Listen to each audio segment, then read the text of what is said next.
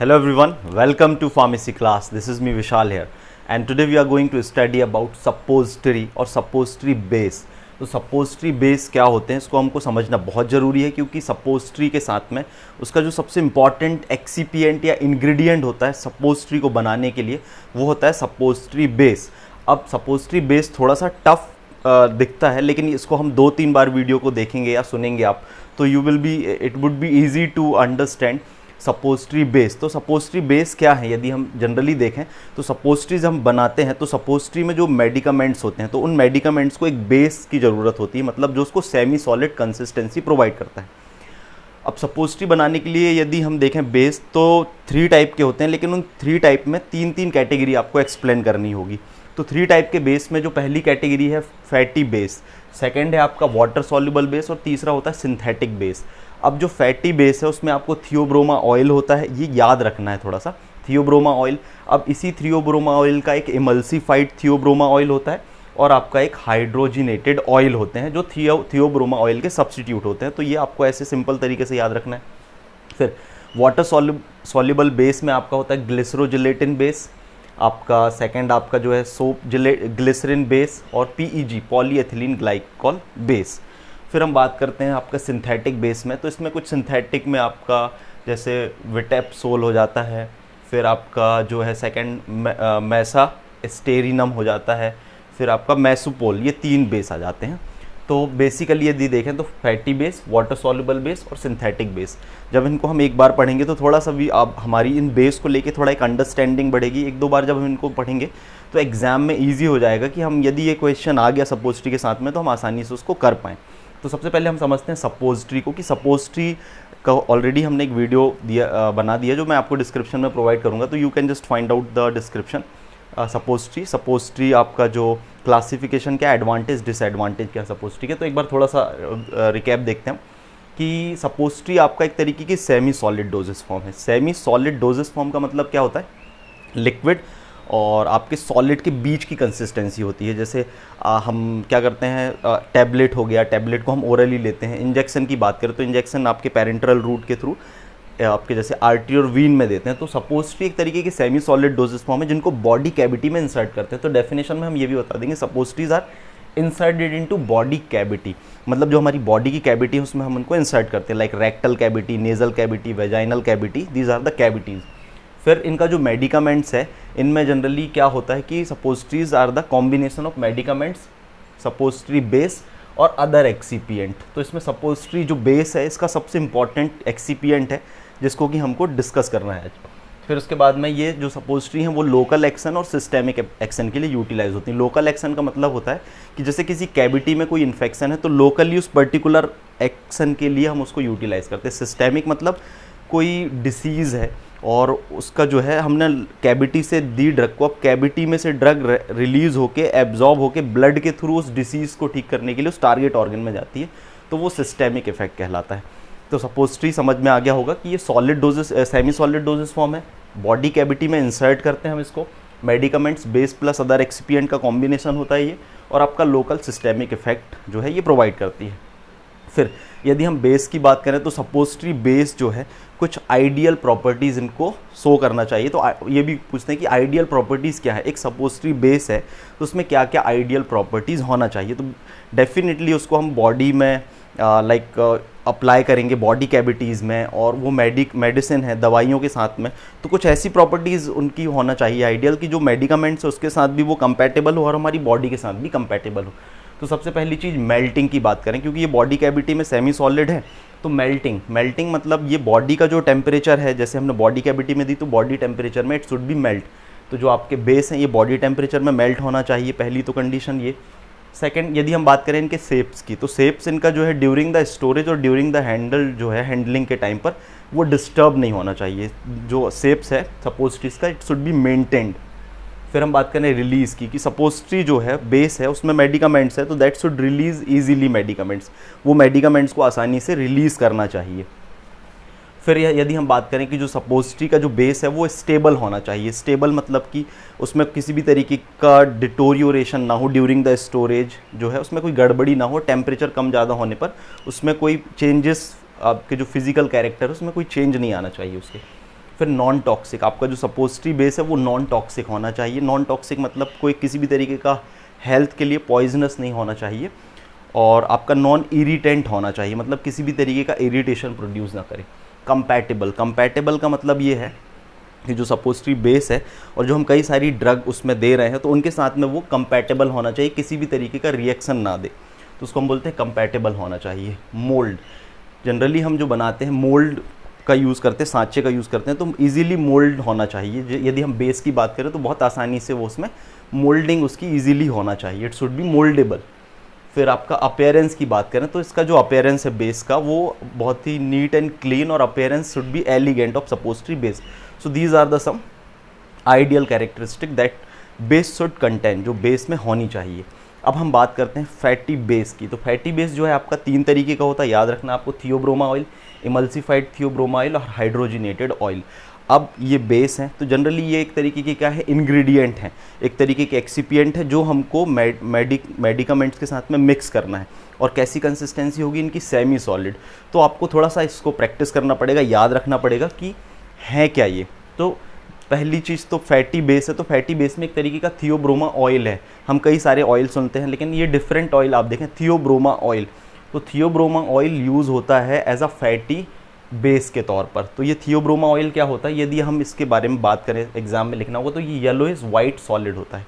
Yellowish white solid होता है। ये हमको मिलता है किससे, थियोब्रोमा कोका करके होता है, उसके सीड होते हैं। उस सीड को हम क्या कर देते हैं, रोस्ट कर देते हैं और क्रस्ड कर देते हैं, तो उसमें से कोका बटर निकलता है, तो इसको हम कोका बटर भी बोलते हैं। और इसका मेल्टिंग पॉइंट की बात करें तो melting point 30 to 35 degree Celsius होता है। That is our body temperature के अकॉर्डिंग है, मतलब कि मेल्ट हो जाएगा। और जनरली यदि हम बात करें तो ये ईस्टर्स होते हैं, ग्लिसरल ईस्टर्स होते हैं, किसके, फैटी वेजिटेबल फैटी एसिड्स के होते हैं। सैचुरेटेड जो वेजिटेबल फैटी एसिड्स हैं उनके ग्लिसरल ईस्टर होते हैं। तो क्या चीज़ आपको याद रखनी है कि फैटी बेस जो है उसमें थियोब्रोमा ऑयल होता है, जो कि एक ग्लिसरल ईस्टर है, किसका, आपके सैचुरेटेड वेजिटेबल जो फैटी एसिड होते हैं उनके। येलोइश वाइट सॉलिड होता है। थियोब्रोमा कोको से मिलता है हमको, ये कोका बटर भी हम इसको बोलते हैं। इतनी चीज़ें हमको डिस्क्राइब करनी इसके बारे में, ठीक। फिर हम इसके एडवांटेज की बात करें तो theobroma oil as a base use करते हैं, तो इसके एडवांटेज क्या है।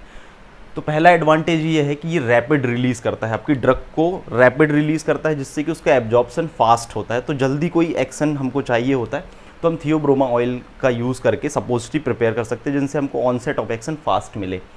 फिर रेक्टल सपोजिटरीज, ये क्वेश्चन कॉम्पिटिटिव एग्जाम्स में भी पूछा जाता है, और ऐसे भी आपको याद रखना है कि जो थियोब्रोमा ऑयल है ज़्यादातर इससे जो हम सपोजिटरी प्रिपेयर करते हैं रेक्टल सपोजिटरीज के लिए प्रेफर किया जाता है।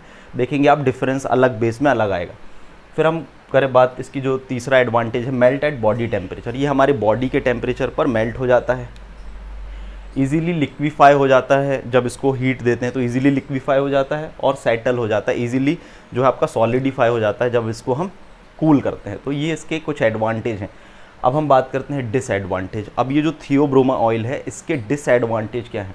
तो सबसे पहला डिसएडवांटेज इसका पॉलीमॉर्फिज्म। तो पॉलीमॉर्फिज्म में आपको क्या एक्सप्लेन करना है कि जब इसका टेम्परेचर में बहुत ज़्यादा चेंजेस करते हैं, तो जब टेम्परेचर में चेंज करते हैं, तो जैसे एकदम से कूल किया या इसको हीट करने के बाद फिर कूल किया, तो इसके डिफरेंट क्रिस्टलाइन स्ट्रक्चर होते हैं। तो इसके क्रिस्टलाइन स्ट्रक्चर अलग अलग होने को हम बोलते हैं पॉलीमॉर्फिज्म।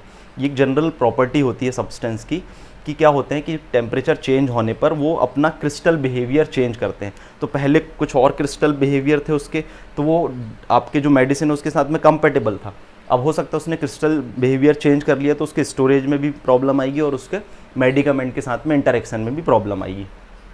फिर स्टिकी, आपके जो थियोब्रोमा ऑयल है वो एक स्टिकी बेस है, तो ये एक डिसएडवांटेज है। फिर आपका ये कंपैरेटिवली यदि हम बात करें तो थोड़ा कॉस्टली पड़ता है। फिर ये इमिसिबल होता है हमारे बॉडी फ्लूइड के साथ में। तो आपको यही बताना कि थियोब्रोमा ऑयल है that is immiscible with our body fluid, specially जो हमारा म्यूकस होता है उसके साथ में ये इमिसिबल होता है, इसलिए नेजल्स वगैरह की सपोजिटरी में हम इसको यूज़ नहीं करते हैं। फिर लिक्विफेक्शन, ये बहुत इंपॉर्टेंट है, कई बार एज ए अलग से क्वेश्चन आ जाता है कि लिक्विफेक्शन ऑफ थियोब्रोमा ऑयल से आप क्या समझते हैं। तो थियोब्रोमा ऑयल क्या करता है, कुछ ड्रग जैसे कि क्लोरल हाइड्रेट वगैरह के साथ में मिक्स होकर लिक्विफाई होने लगता है, सेमी सॉलिड कंसिस्टेंसी से ये लिक्विड में कन्वर्ट होने लगता है, तो इसको हम बोलते हैं लिक्विफेक्शन। तो क्वेश्चन ये भी आता है कि जो प्रॉब्लम ऑफ लिक्विफेक्शन है थियोब्रोमा ऑयल की, उसको हम कैसे दूर कर सकते हैं, तो वो आपका हम बीजवैक्स से दूर कर सकते हैं। जब आप इनकम्पैटिबिलिटी का पढ़ेंगे तो ये एक तरीके की इनकम्पैटिबिलिटी होती है, लिक्विफेक्शन। तो लिक्विफेक्शन में आप थियोब्रोमा ऑयल का एग्जाम्पल दे सकते हैं, जो कि आपके कुछ ड्रग जैसे क्लोरल हाइड्रेट के साथ में मिक्स करते हैं तो उसका लिक्विफेक्शन हो जाता है, और इस इनकम्पैटिबिलिटी को हम दूर करते हैं बीजवैक्स से। तो याद रखना, बीजवैक्स का इस्तेमाल करते हैं। फिर दूसरा आपका बेस होता है इमल्सिफाइड थियोब्रोमा ऑयल। अब ये इमल्सिफाइड थियोब्रोमा ऑयल क्या होता है, ये जो आपका थियोब्रोमा ऑयल था उसका हमने एक इमल्सन फॉर्म बना दिया। अब इसका बेनिफिट क्या होगा कि हम इसमें एक्वस ड्रग्स को या एक्वस का यूज़ नहीं करते, यहाँ पर हम एक्वस सॉल्यूशन लार्ज अमाउंट में जब ज़रूरत पड़ती है तब हम इमल्सिफाइड थियोब्रोमा ऑयल का यूज़ करते हैं। अब जनरली ये क्या होता है, इसमें इसको जो है इमल्सन बनाने के लिए या इमल्सिफाइड थियोब्रोमा ऑयल बनाने के लिए हम इसमें क्या क्या यूज़ करते हैं, कुछ केमिकल्स उनका नाम आपको बताना पड़ेगा। ग्लिसरल मोनोस्टीरिएट 5% यूज़ करके हम इसको बना सकते हैं। सिटाइल एल्कोहल 2 to 3% यूज़ करके बना सकते हैं। आपका बीजवैक्स का 4% यूज़ करके बना सकते हैं। एक लिनेट वैक्स होता है उसका 10% यूज़ करके बना सकते हैं, और एक स्पर्मेसिटी होता है उसका 12% यूज़ करके हम इसको प्रिपेयर कर सकते हैं। Recommended to prepare the emulsion. तो बस आपको इमल्सिफाइड थियोब्रोमा ऑयल में क्या बताना है कि थियोब्रोमा ऑयल की तुलना में हम इसमें एक्वस सॉल्यूशन जब लार्ज क्वांटिटी में आपके बेस में ऐड करना पड़ता है या कोई एक्वस कंटेंट है तो उस केस में हम इमल्सिफाइड थियोब्रोमा ऑयल को यूटिलाइज करते हैं। इसके एडवांटेज क्या है, एक्वस ड्रग या एक्वस कोई आपका कॉम्पोजिशन है तो वो इजीली इसमें मिक्सड अप हो जाएगा और ये लेस स्टिकी होगा इसके कंपैरिजन में। फिर हम तीसरी बात करते हैं हाइड्रोजिनेटेड ऑयल। हाइड्रोजिनेटेड ऑयल क्या होते हैं, आपकी थर्ड कैटेगरी है फैटी बेस की। एक तो आपका होगा थियोब्रोमा ऑयल और दूसरा हो गया आपका इमल्सिफाइड थियोब्रोमा ऑयल। तीसरी कैटेगरी है हाइड्रोजिनेटेड ऑयल। हाइड्रोजिनेटेड ऑयल क्या होते हैं, जब जनरली ये सब्सटीट्यूट होते हैं थियोब्रोमा ऑयल। जब theobroma oil as a problem create करता है तो उसका सब्सटीट्यूट के तौर पे हम हाइड्रोजिनेटेड ऑयल को यूज़ करते हैं। अब ये हाइड्रोजिनेटेड ऑयल क्या होते हैं, ये हाइड्रोजिनेशन प्रोसेस से बनते हैं। These are prepared by the process of hydrogenation of arachis oil, cotton seed oil और आपका कोकोनट ऑयल, इन और पाम ऑयल वगैरह जो होते हैं उनका हम हाइड्रोजिनेशन करते हैं, तो उसके कारण हमको ये मिलते हैं। फिर हम इसमें बताएंगे नेक्स्ट क्या, ये सब्सटीट्यूट होते हैं। अब थियोब्रोमा ऑयल, थियोब्रोमा ऑयल के क्या होते हैं, सब्सटीट्यूट होते हैं। नंबर ऑफ एडवांटेजेस हैं इनके ओवर द आपका थियोब्रोमा ऑयल की तुलना में हमको इसके कई सारे एडवांटेजेस मिलते हैं। तो वो एडवांटेज क्या हैं, रजिस्ट ऑक्सीडेशन। ऑक्सीडेशन का मतलब क्या होता है कि जनरली ये फैटी ऑयल है, हमको जो है नेचर से मिला, तो नेचुरल जो है ऑक्सीजन से रिएक्ट करके उनका ऑक्सीडेशन हो जाता है, तो ये इसमें ये प्रॉब्लम नहीं होती। हाइड्रोजनेशन के कारण ये रजिस्ट करते हैं ऑक्सीडेशन, तो ये पॉइंट बताना है। फिर उसके बाद में इसमें no lubrication is required to the mould, मतलब जो मोल्ड हम जिसमें सपोजली बनाते हैं एक्स्ट्रा अलग से लुब्रिकेशन की ज़रूरत नहीं पड़ती, they are already as a lubrication का काम करते हैं ये ऑयल। फिर उसके बाद में हम बात करें no effect on over heating. जब हम ज़्यादा ओवर हीटिंग यदि हो जाती है बेस की तो ये उसमें ज़्यादा इफेक्ट नहीं पड़ता, जबकि हमने देखा था इसमें पॉलीमॉर्फिज्म की प्रॉब्लम होती है थियोब्रोमा ऑयल में।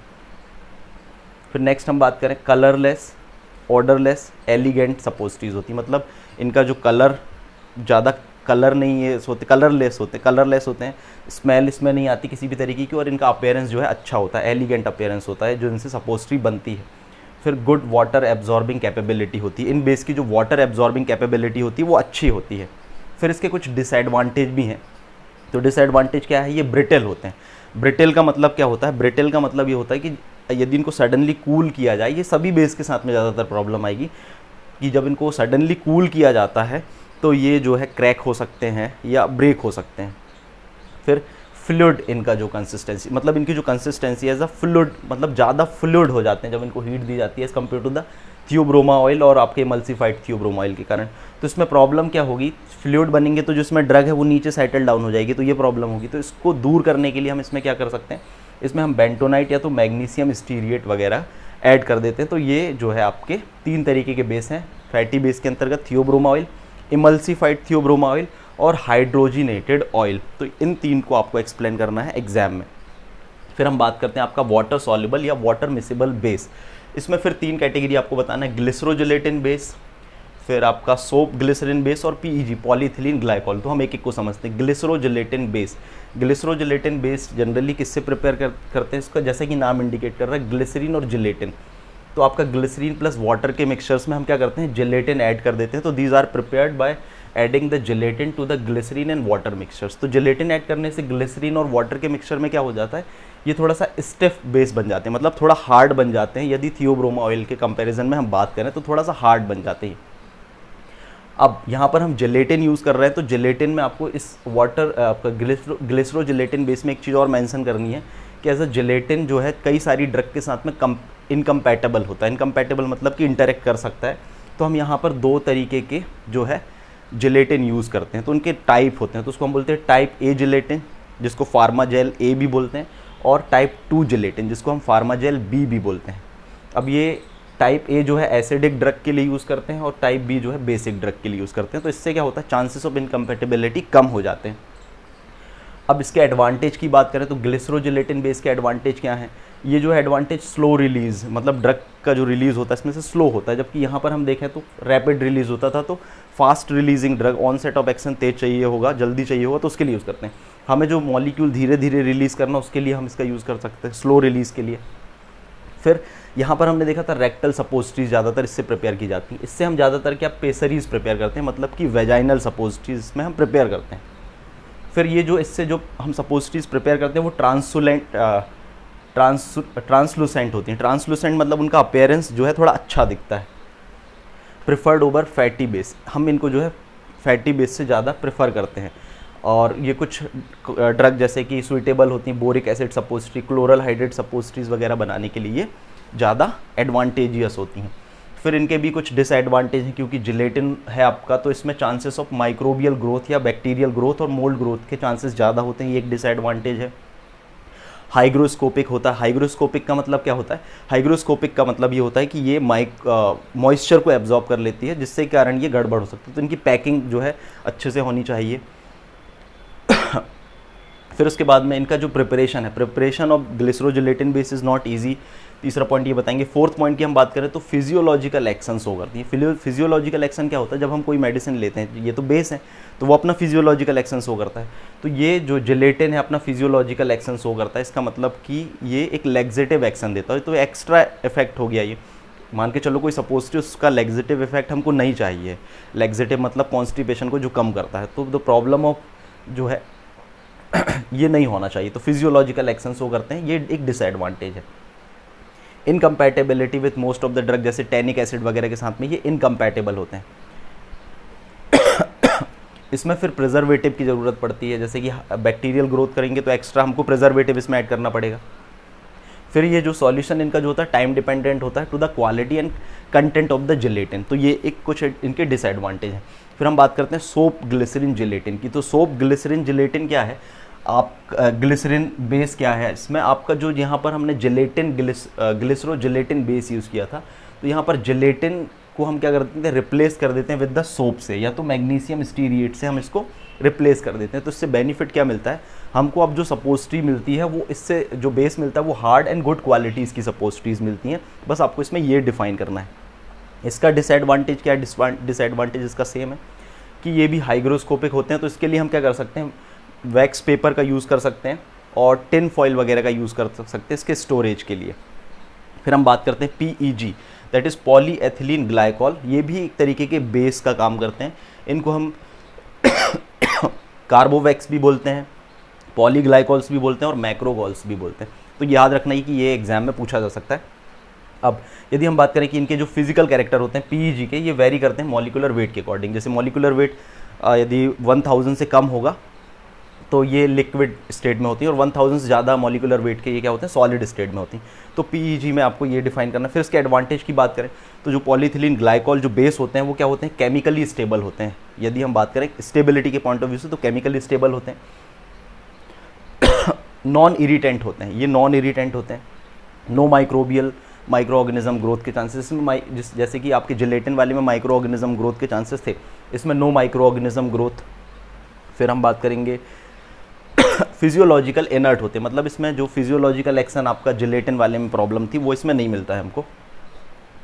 फिर नेक्स्ट हम बात करते हैं कॉम्बिनेशन ऑफ PEGs, मतलब हम इसमें अलग अलग पॉलीथिलीन ग्लाइकॉल के कॉम्बिनेशन बना के एक बेस्ट बेस तैयार कर सकते हैं। फिर उसके बाद में प्रोलॉन्ग्ड एक्शन के लिए भी इन बेस का यूज़ करते हैं, जैसे ड्रग का हमको प्रोलॉन्ग्ड एक्शन चाहिए तो उसके लिए भी हम इसका उपयोग कर सकते हैं। फिर इसके डिसएडवांटेजेस की बात करें तो डिसएडवांटेजेस इसका यही है कि हाइग्रोस्कोपिक है और आपका इनकम्पैटिबिलिटी होता है फिनॉल के साथ में, मतलब कि इंटरेक्शन शो कर सकती है। फिर इसका तीसरा जो इंपॉर्टेंट है, हाई सॉल्युबिलिटी होती है, वाटर सॉल्युबल कंटेंट या इसकी सॉल्युबिलिटी हाई होती है, जिसके कारण सुपर सैचुरेशन होता है। तो ये कई बार पूछा जा सकता है कि इसमें क्या होता है। यदि हाई सॉलेबिलिटी है PEG की तो सुपर सैचुरेशन के कारण ड्रग पार्टिकल्स पास आ सकते हैं और वो क्रिस्टल ग्रोथ कर सकते हैं, तो ये एक प्रॉब्लम इसमें होती है। अब हम बात करते हैं सिंथेटिक बेस की और इमल्सीफाइंग बेस की। तो इसमें 3 है, विटेप्सोल है आपका, एक मासा स्टेरिनम है और आपका मैसोपोल है। तो हम बात करते हैं विटेप्सोल की। विटेप्सोल क्या होता है, ये ट्राइग्लिसराइड ऑफ फैटी एसिड होता है। क्या होता है, फैटी एसिड है लेकिन कौन सा, ट्राइग्लिसराइड्स होते हैं ये इसमें जनरली क्या होते हैं, जो हॉट क्लाइमेट वाली कंडीशन होती है तो वहाँ पर ये जो है थोड़ा सा लिक्विफाई होने लगते हैं, तो इसमें हम वीजबैक्स ऐड कर सकते हैं। तो ये चीज़ आपको ध्यान रखना है कि विटेप्सोल में वीजबैक्स ऐड कर देंगे तो हॉट क्लाइमेट वगैरह कंडीशन में ये अच्छे बेस हो जाते हैं।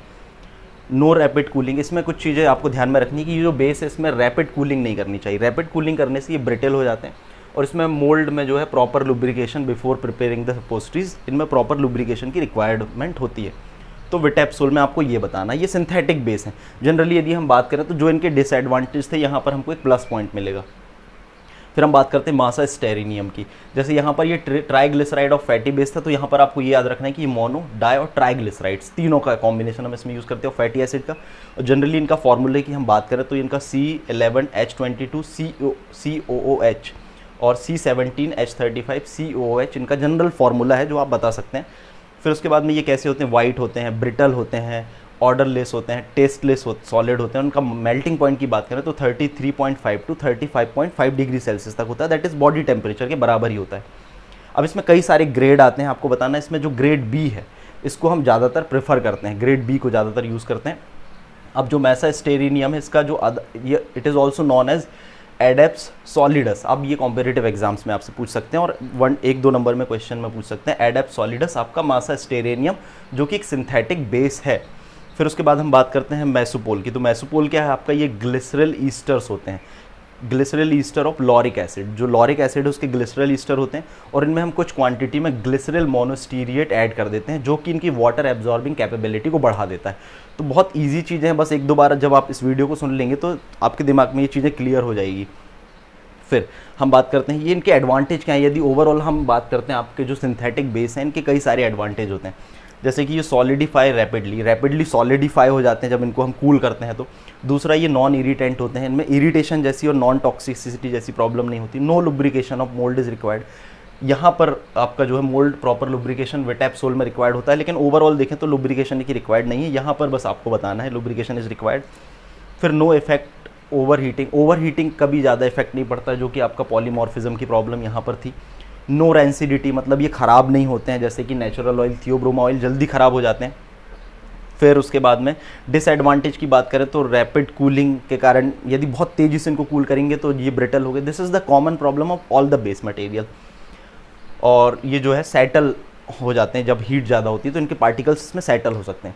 तो ओवरऑल यदि हम देखें, एक क्विक रिव्यू देखें फैटी बेस में, तो फैटी बेस आपके सपोस्ट्री बेस 3 पार्ट में डिवाइडेड है। कौन कौन से 3 पार्ट में डिवाइडेड है? Fatty base, water soluble base और सिंथेटिक बेस। अब फैटी बेस फिर आपको 3 पार्ट में बताना है, थियोब्रोमा ऑयल, फिर आपका जो थियोब्रोमा ऑयल है उसका इमल्सिफाइड थियोब्रोमा ऑयल, और फिर आपका नेक्स्ट है हाइड्रोजनेटेड ऑयल। फिर हम बात करते हैं आपके जो वाटर सॉल्युबल बेस है या वाटर मिसिबल बेस, तो उनके 3 पार्ट है। ग्लिसरोजिलेटिन बेस, मतलब ग्लिसरीन और जिलेटिन, सोप जिलेटिन बेस आपका जो उसका सेकंड पार्ट है, और तीसरे पार्ट की हम बात करें तो PEG, पॉली एथिलीन ग्लाइकॉल्स। फिर हम बात करते हैं सिंथेटिक बेस की। तो सिंथेटिक बेस क्या है इसके? विटेप्सोल है आपका, मासा स्टेरेनियम है और फिर आपका मैसोपोल है। ये 3 आपके 9 हैं, इन्हीं को आपको एक्सप्लेन करना। यदि सपोस्ट्री बेस आता है तो आप को थोड़ा सा ये टॉपिक जब स्टार्टिंग में पढ़ रहे होंगे तो थोड़ा सा टफ लगेगा। 1-2 बार देखेंगे आप टॉपिक को तो इजी आपको समझ में आने लगेगा। आपको अलग से बुक पढ़ने की ज़रूरत नहीं है, इन्हीं को आपको प्रॉपर तरीके से सेंटेंस्ड फ्रेम करके यदि एग्जाम में लिखेंगे तो you will get the good marks. और इनमें बीच बीच में जो टर्मिनोलॉजीज यूज़ हुई हैं उनको आपको एग्जाम में एक्सप्लेन कर देना। So this was all about the suppository and the suppository base and ideal properties of suppositories. So thank you very much. इसके अगले जो वीडियोज़ हैं हम उसमें मेथड ऑफ प्रिपरेशंस वगैरह देख लेंगे, जो आपको लिंक में मैं सब प्रोवाइड करा दूंगा। सो thank you and all the best for your exam.